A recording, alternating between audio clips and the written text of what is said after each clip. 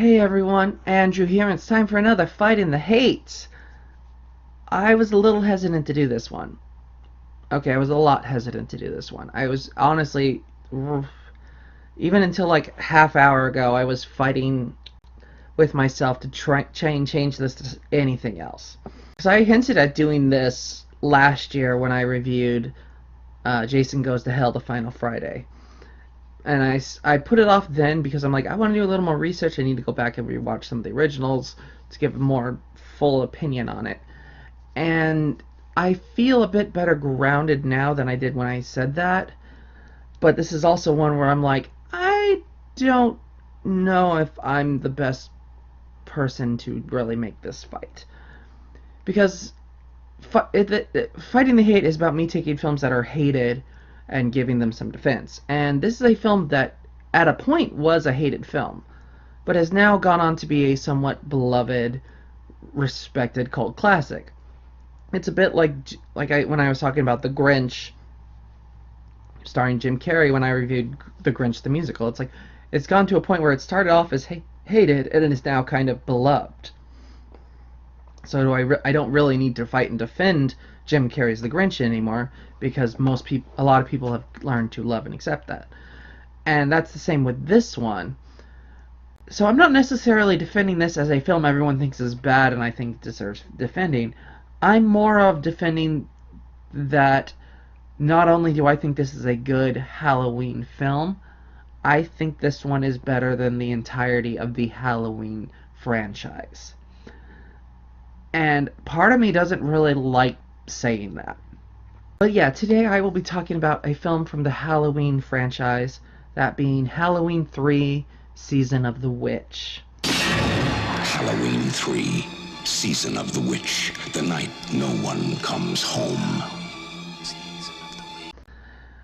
Let me start by talking a little bit about the Halloween franchise and my thoughts on it overall. So we have the original, 1970s Halloween by John Carpenter.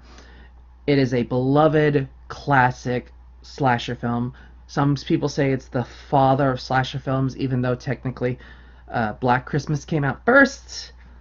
But it's still one of the godfathers, and a lot of the tropes that we now have in slasher films come from the original Halloween. I've never liked the original Halloween. I've tried. I've watched it 3 or 4 times. I cannot get into it for the life of me. Honestly, I think it's a bit too slow and there's not enough going on. I've never been a particularly huge fan of the extra slow building horror films, and this one is just like the epitome of that, where it's just all of it is about the build up, and then everything happens in the last 20 minutes. And I'm like, it's like, yeah, that's fine, but I still have to sit through the rest of the boring film to get to the 20 minutes that are actually interesting. I get why people like it. I get why it's beloved. It has never done anything for me. Halloween 2 is not that good, but I see some strengths in it, and I get to see why some people have an affection for it. I actually kind of like Halloween 4. I especially like the twist ending with the little girl stabbing her stepmom and becoming Michael Myers-esque. I always kind of like those kind of twist endings. But then they immediately dropped that for Halloween 5, and Halloween 5 is a mess of a film. It's got some stuff, but it's all over the place. Halloween 6 is a dumpster fire. I've seen both versions of it, and both versions are dumpster fires. I'm sorry, they don't work. Halloween 7, aka Halloween H2O, is actually kind of good. I like it a bit. It's not an extremely well-made film, but it has elements of it that work really well, and it was really nice to see Jamie Lee Curtis back in that character. And the stuff about it I enjoy a lot. I've not seen Halloween Resurrections because everyone has told me not to bother, and I've never felt the desire to bother, so I watched both of the remakes by Rob Zombie, and I hate both of them. I don't think either of them are any good.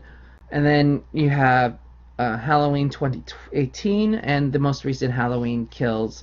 And I really like Halloween 2018. I think it's got a lot of those elements that are really good. It's a really nice bring back to the character. It's like a better version of H2O. It's hard to say if I prefer the H2O or this one. I think this is a better made film, but I think I get a little bit more enjoyment out of H2O. I don't know. I'd have to compare them back to back and really debate that.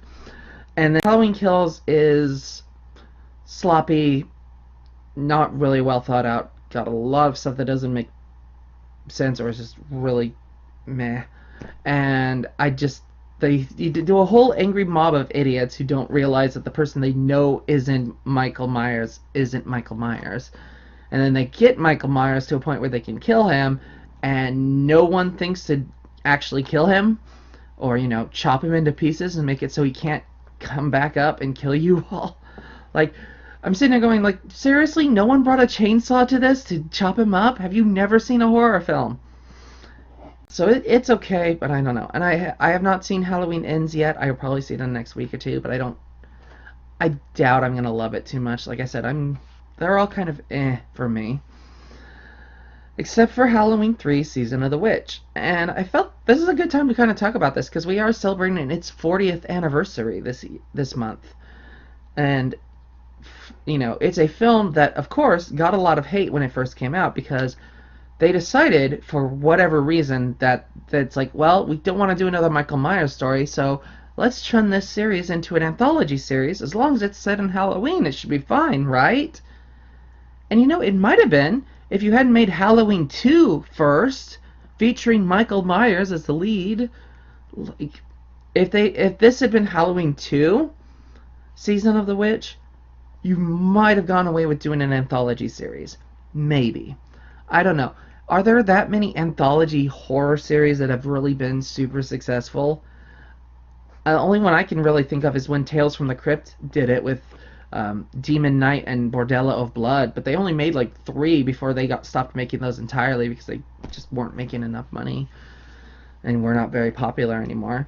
And this one, of course, bombed in the theaters because no one wanted to see a Halloween film without Michael Myers in it.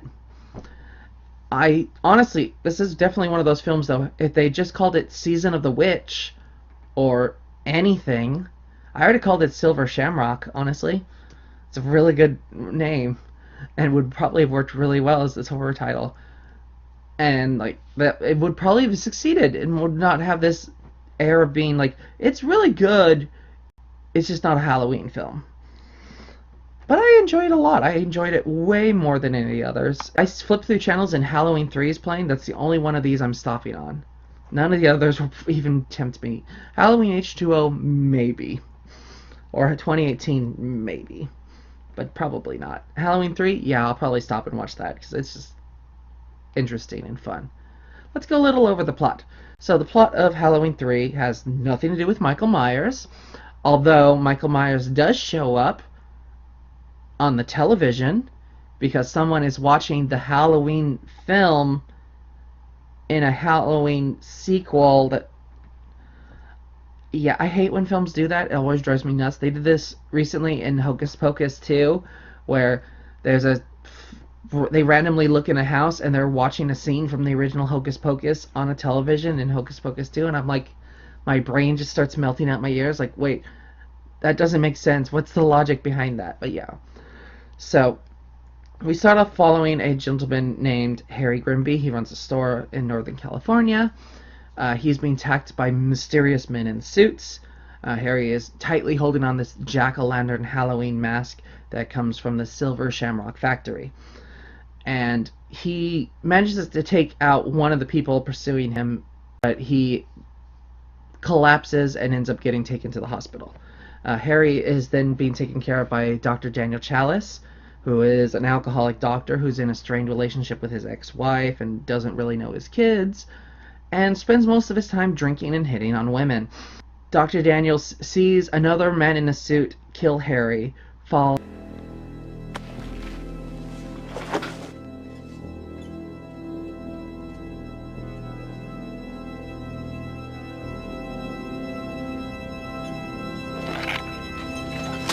After said person, the man in the suit jumps into his car and then sets himself on fire and the car explodes. Hey! Dr. Daniel is very confused by this, very, shook, and he's asking his friend, who is a receptionist for the mortician, to check into what is going on with that person that died, that set himself on fire in the car. And she just pops in periodically to be like, oh no, we found no sign of any human anything in there, just car parts and oil. I've got nothing here to indicate there was ever a body at all. Operator, this is an emergency. Dr. Daniel runs into this woman named Ellie, who is the daughter of Harry, the man who died. And she also wants to figure out what happened with her father and why he died. And they both figure out that he'd just come back from traveling to see the Silver Shamrock Factory in Santa Mira, California. And the Silver Shamrock Factory is a place that just popped up rather recently, and it's been making a big deal because it's been showing ads almost non-stop every few days that's been playing this very specific jingle. 8 more days to Halloween, Halloween, Halloween. 8 more days to Halloween, Silver Shamrock. And telling people to buy these really specific masks. There's 3 masks, a witch, a skeleton, and a jack-o'-lantern, and they glow in the dark. And if you wear them on Halloween night and watch the ad, there's a chance that you could win a prize. So, every kid has it, and they're trying desperately to get the masks. So Dr. Daniels and Ellie go to the Silver Shamrock Factory. They meet up with a couple different people who are also there to see the factory. One is this salesman with his family, and they're all super annoying. Another one is this saleswoman who is complaining that her mask fell apart and wants a new batch. And she goes into her room at night, and she's looking at the piece that fell off the back, which is the little brooch with the logo on it, and she sees this microchip on the back of that medallion brooch. And that medallion starts emanating this weird energy into her, and you see her basically mutate and dissolve, and insects start crawling out of her body and out of her mouth, and basically starts to wither away almost immediately. They show up to take her away, and Dr. Cochran, who runs the Silver Shamrock, says to take her to the factory because they have a top-of-the-line medical facility there and can take care of her. Where are they taking her? They're taking her to the factory. And he invites Dr. Daniel and Ellie to go tour the factory with him. You happen to know anything about this Cochran? All I can tell you, mister, is watch out. He's watching you, friend, I guarantee you that. And so they go on a tour of the factory, and Ellie sees her father's car there and knows that something's going up. So Cochran decides to tell them what's going on and reveals that everyone that's been working for him, all of the men in suits, are actually androids created by Cochran himself. Cochran reveals that he has this grand, elaborate plan, that he has taken a stone from Stonehenge and brought it here to the factory, and using a combination of witchcraft and modern technology have created this special energy thing that will allow him to achieve what he believes as this pagan ritual that he must do that involves the sacrificing of children. Why, Cochran? Why? Do I need a reason? Mr. Kupfer was right, I do love a good joke, and this is the best ever. A joke on the children. And he shows them what his plan is. So he shows the annoying family that was also at the thing, and they've given the kids masks. So the kid's wearing a mask, and he's watching, and they start playing the ad that they are going to play on Halloween night, and the mask starts to eat away at the kid, and you just see his body start to shrivel and insects start to crawl out of him. You'll ruin your eyes. Jack-o'-lanterns, gather round and watch. Watch the magic pumpkin. Watch.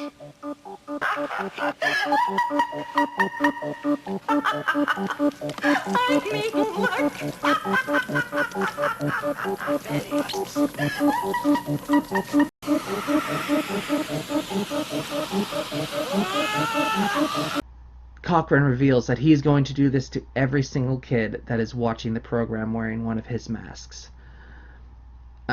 Dr. Daniel does not like this. He starts to break out. He pours a whole bunch of the little medallions onto the people running the facility and onto Dr. Cochran and kills most of them. Dr. Cochran somehow gets caught in between the machinery and Stonehenge, and that kills him somehow. Dr. Daniels ends up finding Ellie, and they both get in the car and try to drive away. But during the drive, Ellie starts attacking Dr. Daniels, and it's revealed that she has been replaced by an android.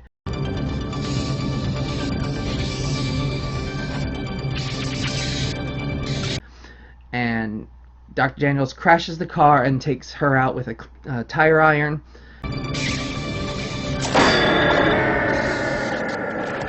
He then runs into town and is calling the phone, desperately trucking to the television people, trying to get them to not air the broadcast. Well, say it's a bomb, then say whatever you want, say whatever you like, just get it off the air.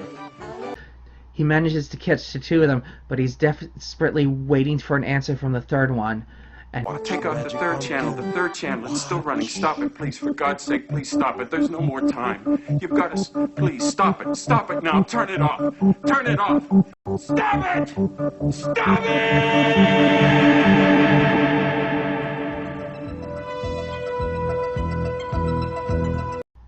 And that is the darkest ending of any Halloween film out there. Like, the closest any of the other Halloween films get to being that dark is 4, where the little girl stabs her stepmom and becomes the new kind of Michael Myers.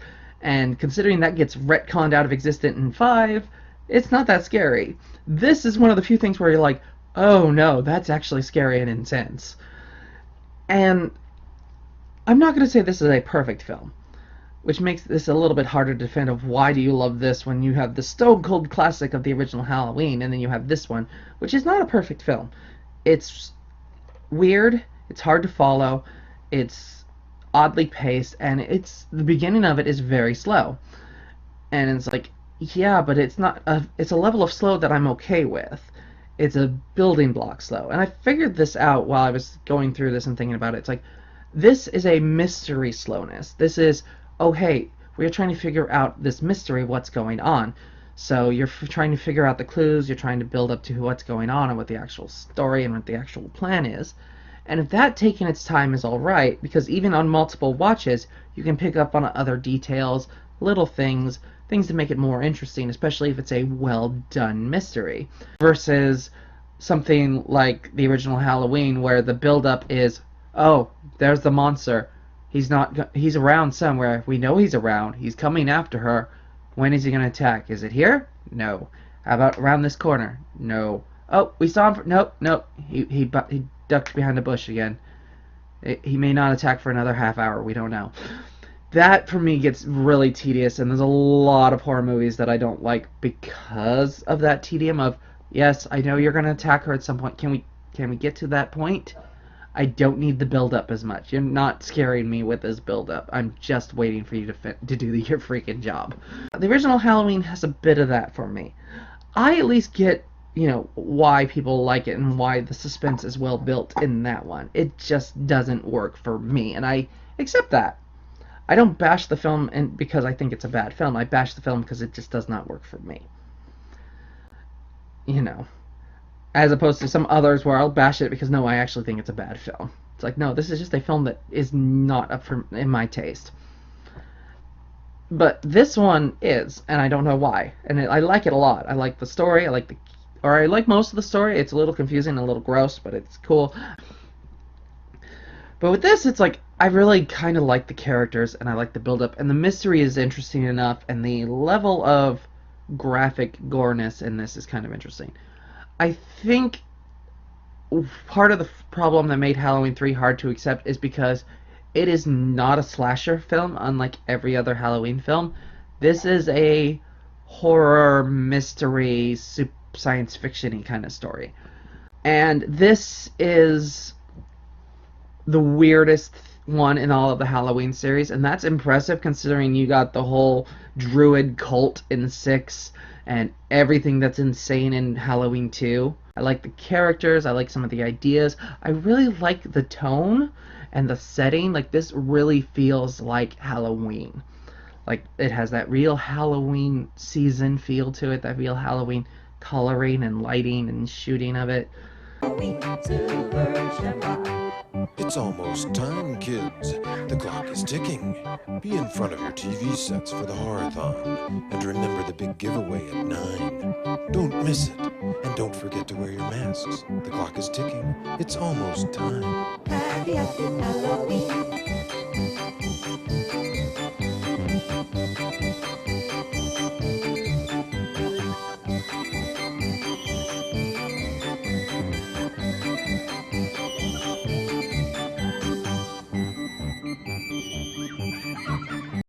Like, honestly, if I want to get into the Halloween spirit and feel that, all I have to think about is the theme song for Silver Shamrocks. It is just London Bridges, but I will never think of the theme of London Bridges when I hear those notes. I will always think of that.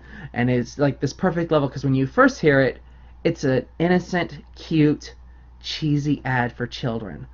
But as you get further into the story, and you know what's going to happen, and you know what's coming, it adds this air of dread and anticipation every single time you hear it. Like you were just building closer and closer and closer to that climax, and that everyone that hears this is going to die. And that is really good writing and storytelling and filming. And I enjoy that a lot. I've seen this one the most of all the Halloweens. I would say I've seen this one the most, and probably the original the most, because I've tried so many times to like the original, and I can't. And I'm not going to say it's a perfect film. I'm not going to say it's an amazing film. I'm going to say it's a very, very good film that would get a lot more love and a lot more respect if it hadn't been called Halloween 3.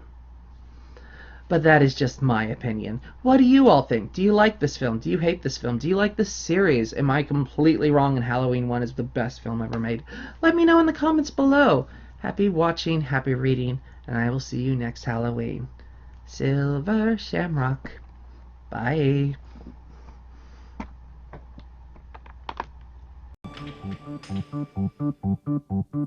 happy Halloween, Halloween, Halloween. Happy, happy Halloween, Silver Shamrock. Happy, happy Halloween, Halloween, Halloween. Happy, happy Halloween.